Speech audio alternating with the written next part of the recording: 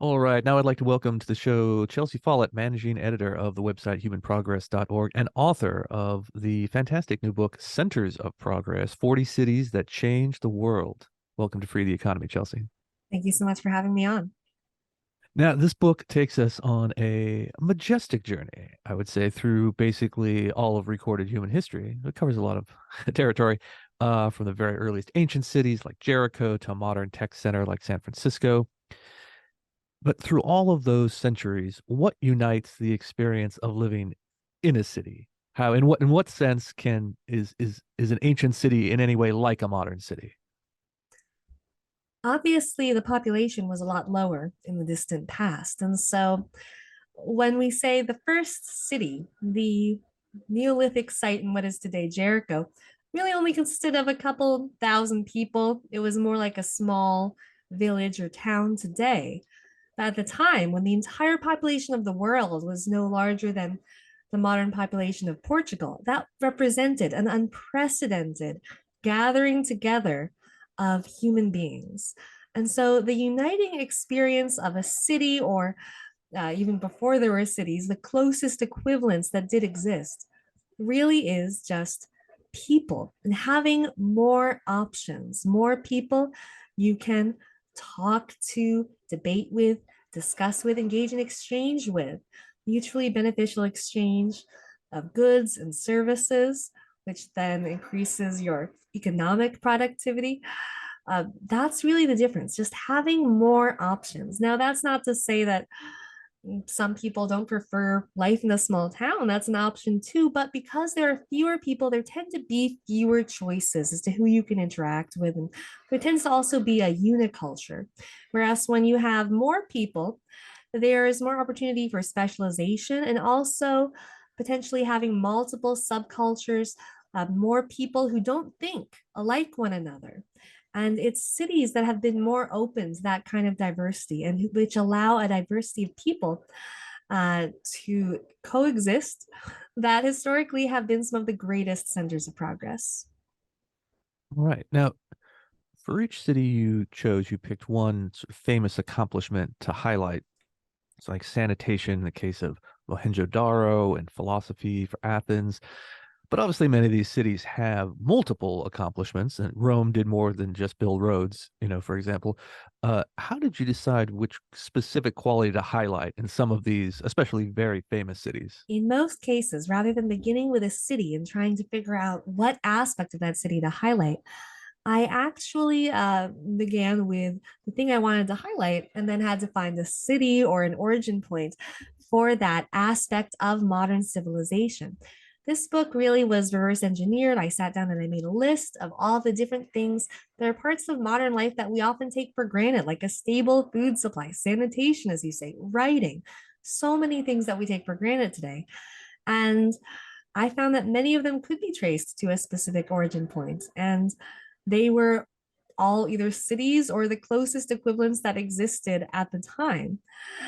Now, as I went on creating the series of online articles that eventually became expanded into this book, I received many wonderful suggestions from readers that made it easy to come up with more cities.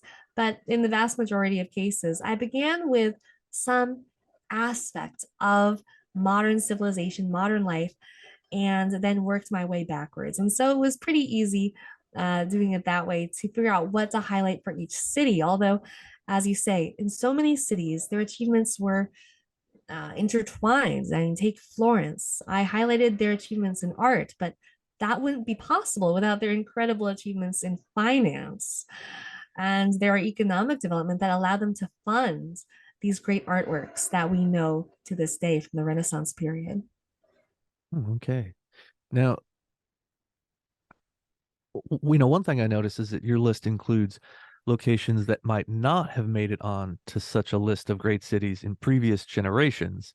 So if you could imagine maybe someone 100 years ago writing about the great cities of the world, and they probably would have included Athens, Rome, London, Amsterdam, a lot of the same ones you did, but they might not have ended up with the Mayan city of Chichen Itza or the Aboriginal Australian settlement at Bujbim.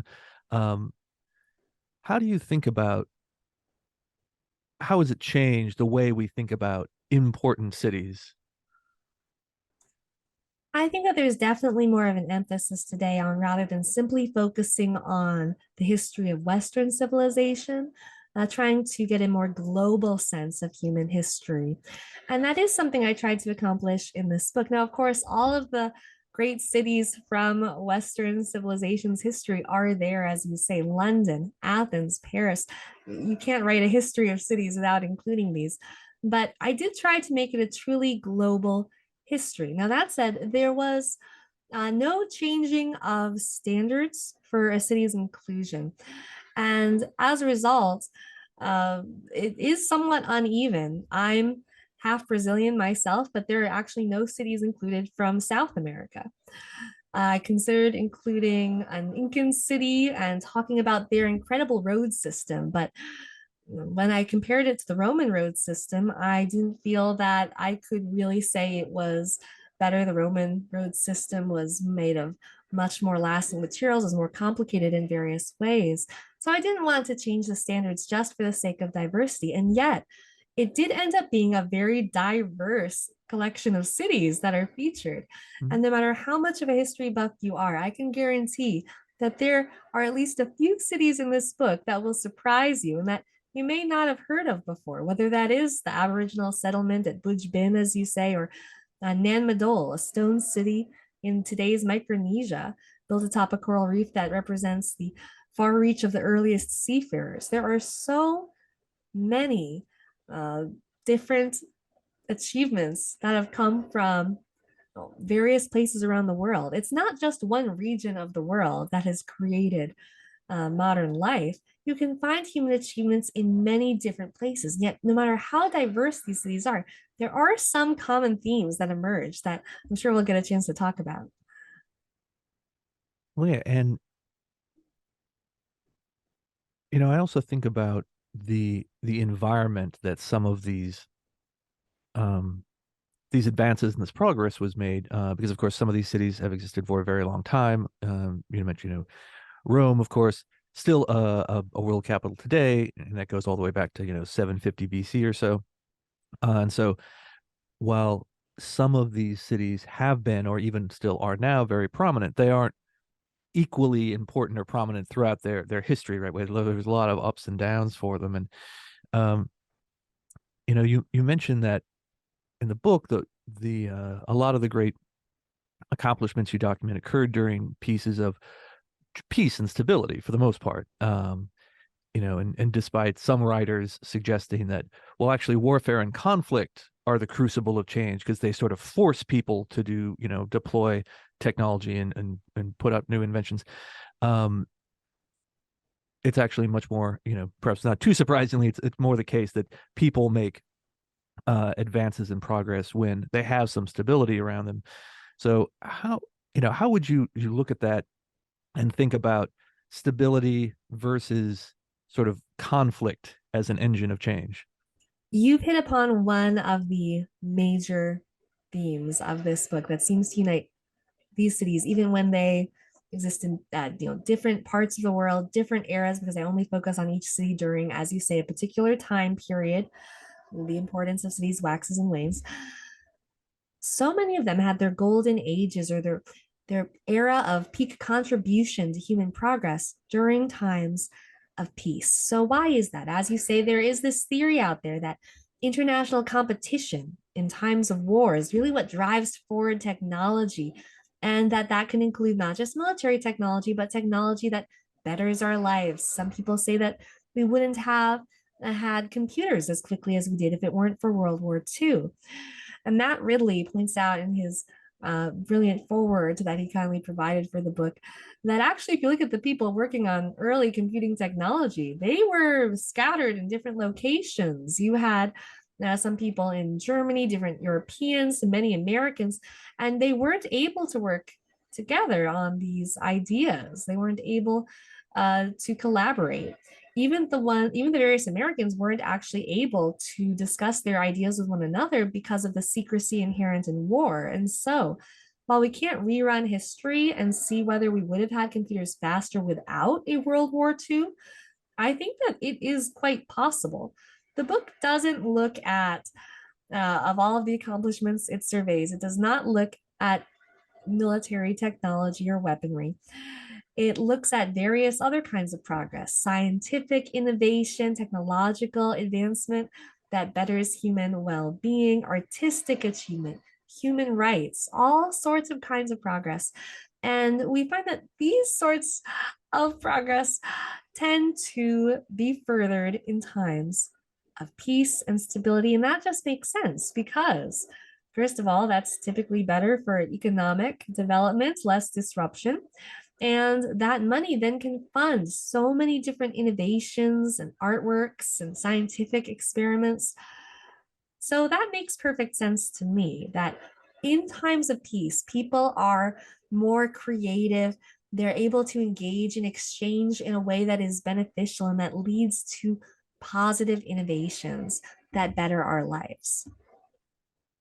Well, yeah, and I guess, part of this may be people looking at the the dramatic changes that happen when countries are at war, when there's a lot of violent conflict, and say, well, contrasting that to a society that they consider has become sort of boring and non-innovative and static, where nothing changes, not realizing, obviously, and in certainly in a market economy, you have ferment all the time. You have, Joseph Schumpeter called creative destructions. You have this sort of dynamic change all the time. It just doesn't have to be provided by actual violent conflict. Yes, I mean, the idea behind war driving forward progress is that it creates competition. But of course, as you point out, in a market economy, in peacetime, there is also competition. It's just that instead of competing to see who can kill more people or take more territory, you're competing instead to offer better products or services to create things that better people's lives. So there is still competition in peacetime, and I'd argue that competition is put toward a greater good. Now, that's not to say that there aren't exceptions. The greatest exception in the book is probably Mainz, which is featured during the time of Johannes Gutenberg and the spread of the printing press. And in that city, war and chaos actually became a catalyst for positive change because all of the disruption led to a diaspora of printmaking apprentices who spread their knowledge of printmaking throughout Europe with incredible speed. But that tends to be the exception rather than the rule. And the lesson I took from that chapter is that even when you have all of the wrong conditions for progress, sometimes good can still come of it. But when you have all of the right conditions for progress, positive change is much more likely. And we see that again and again throughout history. Right. And that's the question about what, how do we define positive change? And you just mentioned a few of those things, like, human rights, uh because describing cities, at various times as centers of progress implies there's some sort of theory of what a good society is, and therefore what we should be progressing towards, or what we sometimes are falling backwards from. Did you have a sort of like list in front of you, or just a sort of intuitive sense of what you would describe as progress? Because to some people, Mm-hmm. secularism is progress, and to some people, religious orthodoxy would be progress. Mm-hmm. Right. So people do disagree on the definition of progress. Sometimes it's politicized as a definition, but as managing editor of humanprogress.org, I tend to focus on the least controversial definition of progress possible. Anything that practically everyone would agree furthers human well being. No matter where you stand politically or ideologically, pretty much everyone agrees that wealth is better than poverty, that it's better to be literate than illiterate, to have enough food to eat than to not have enough food to eat, and so forth. And so, by this very non controversial definition of progress, if you look at the data, it is clear that over the long term, humanity has come a very long way. And that's both true of material progress and of moral progress. Again, in a very non controversial sense. The chapters in the book that look at human rights look at the abolition of slavery, something that everyone pretty much agrees is good outside of maybe ISIS or a few groups like that. Granting women the right to vote. There's a chapter on suffrage, that sort of thing. So the book really isn't a political book. It's something that I think no matter where you stand politically or what your values might be, you can enjoy, and it can get you discussing what you think are the causes of progress, as we can hopefully all agree it should be defined. Well, yeah, especially the case of things like the the recognition of rights of minority groups, of the abolition of slavery, and even some of these other sort of more conditional, less morally dramatic, advances. I think pretty much all of these are things that people across the political spectrum would recognize as progress, but though of course they might debate which is the bigger advance, or which is more important, right? Mhm. Um, I would rather have a world with no slavery and have to give up, you know, I don't know, paper currency, right? It's been useful for a while, but if we had to trade, right, we would probably prefer the no slavery world. Um, so there's definitely a kind of like a hierarchy of these things. If you say, well, which is more important than the other. But I think pretty much all the ones that you have chosen seem to be uh ones that would be generally approved of.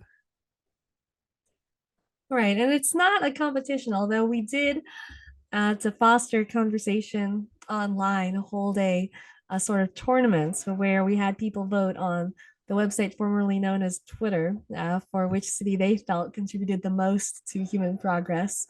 In the end, Athens won out for its contributions to philosophy, but it's really not a competition, right? Because as you say, so many of these things build on each other. If you have a stable food supply, how do you compare that against women having the right to vote? You need enough to eat, right? Before you can worry about their political system. And so many of them are just uh, too deeply, too important to our modern society to want to give up any one of these things, really.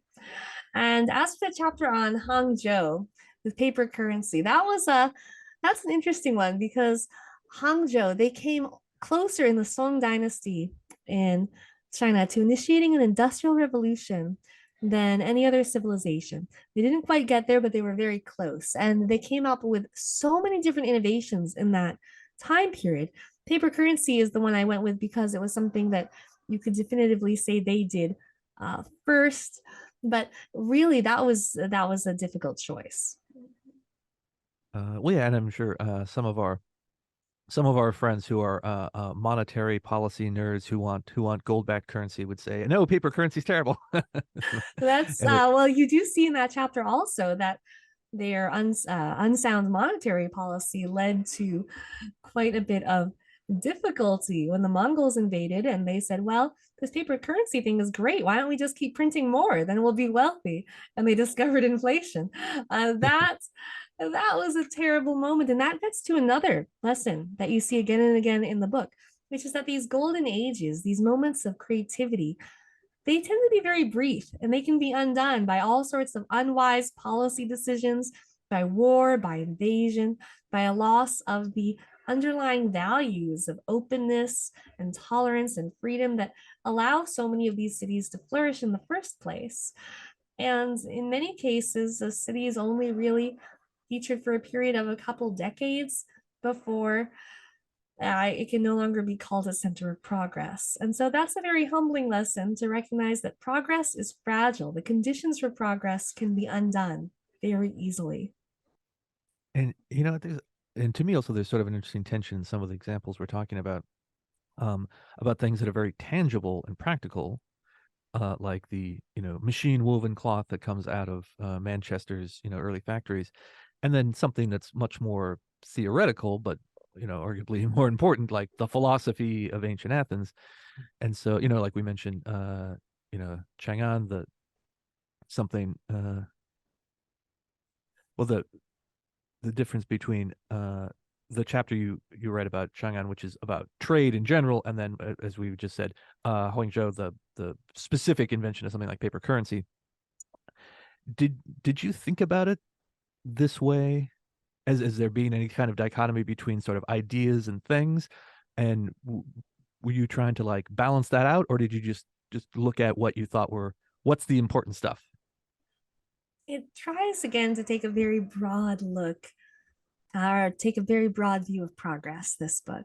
So the idea was that no matter what you're interested in as a reader, whether you're someone who is a history buff or someone who doesn't have a lot of prior knowledge, whether you are someone who does love histories focused on science and technology, or whether you're someone who wishes that the humanities and the arts would be given more attention in the history of progress, this book is for you regardless, because it does take this sweeping view of human history of progress that's all encompassing yet not controversial, not politicized.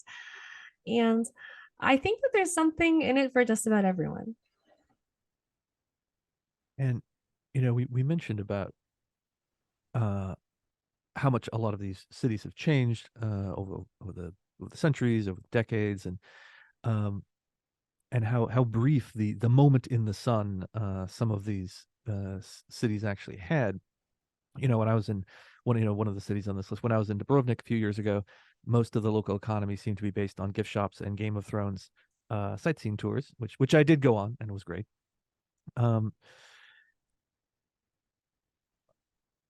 I guess the lesson there is, as you said, that even the brightest golden age can be undone by bad policy choices. But in a way, what I was sort of taken with, like you said, the sort of the discovery of monetary policy inflation in ancient and pre-modern China is that even when these cities have had their falls from grace, those stories are still there for us to learn from. And so even in their fall, they have provided something in the nature of progress or usefulness to the rest of the world.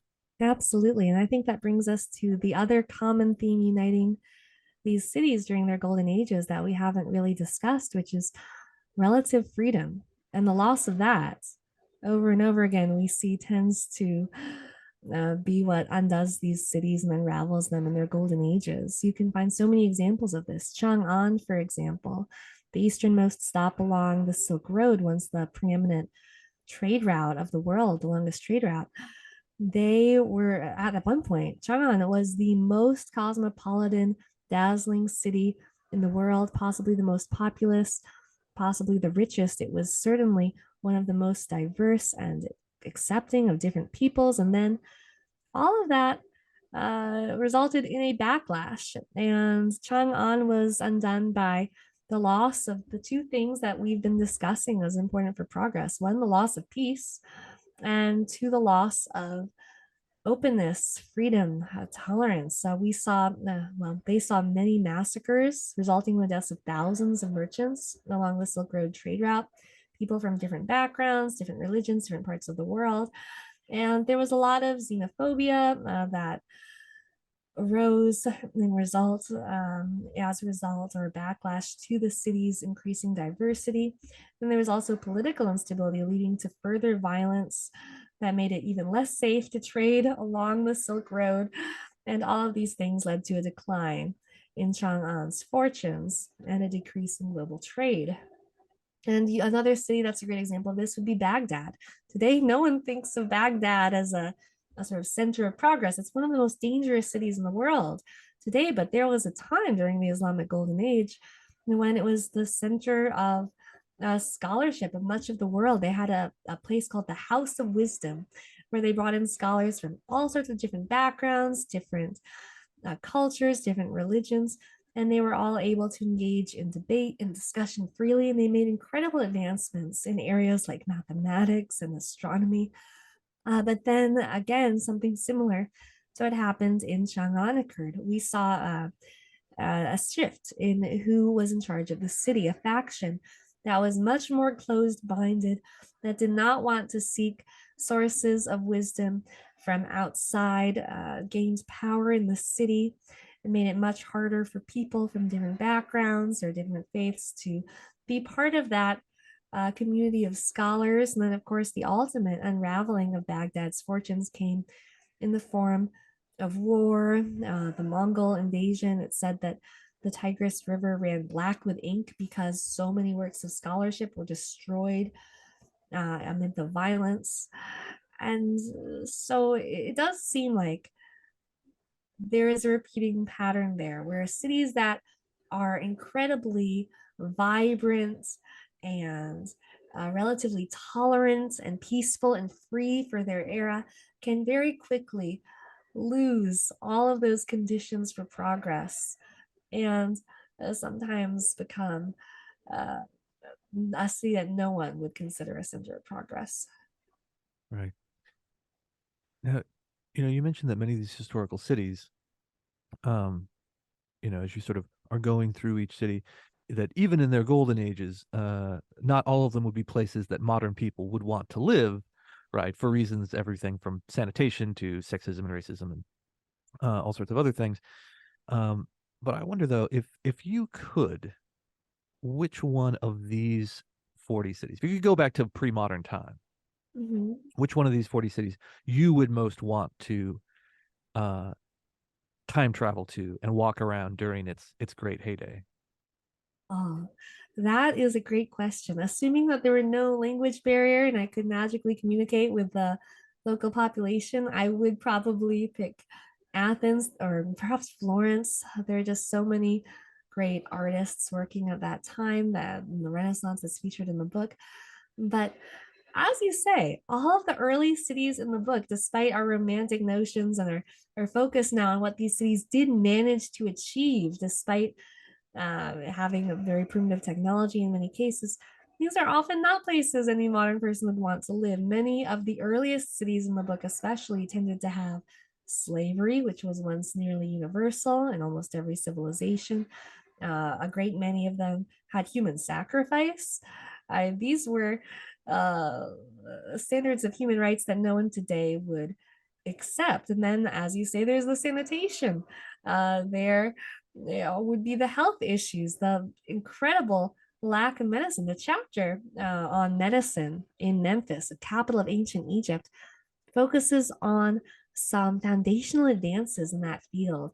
Things like having different specializations or creating a diagnosis and a prognosis. These are very basic and at the time represented a great leap, but no modern person would want to be treated by the doctors of Memphis. Your chances of survival would not be very good. They were still mixing those practical treatments with uh, magical treatments, and they did not have the scientific method. They did not have the ability to treat the ill that modern doctors do.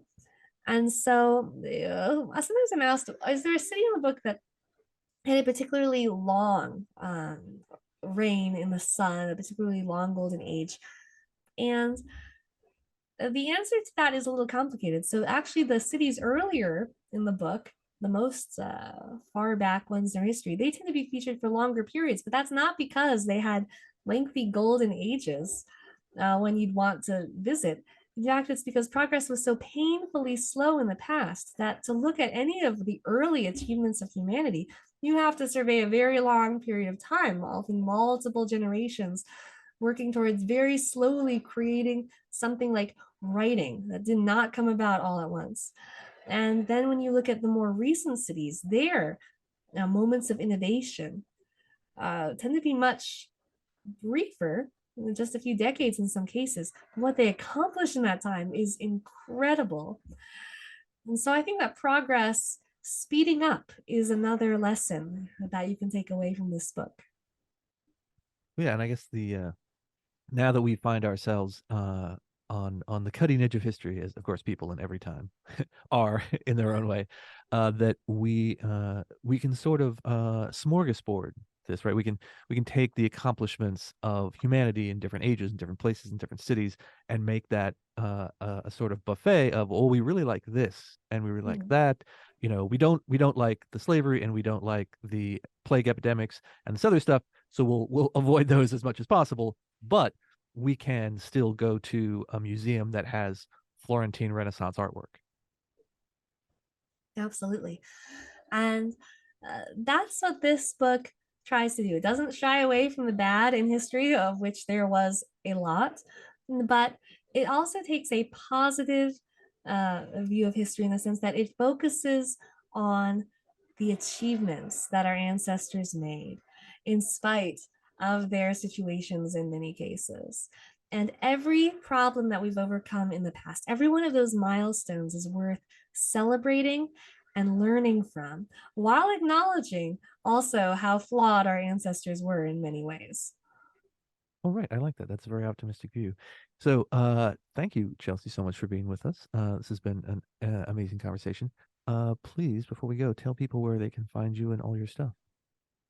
Thank you so much, Richard. So, Centers of Progress can be found wherever books are sold, Barnes and Noble, Target, Walmart, and so forth, as well as on Cato's official website. You can also follow my work and learn more about progress at humanprogress.org.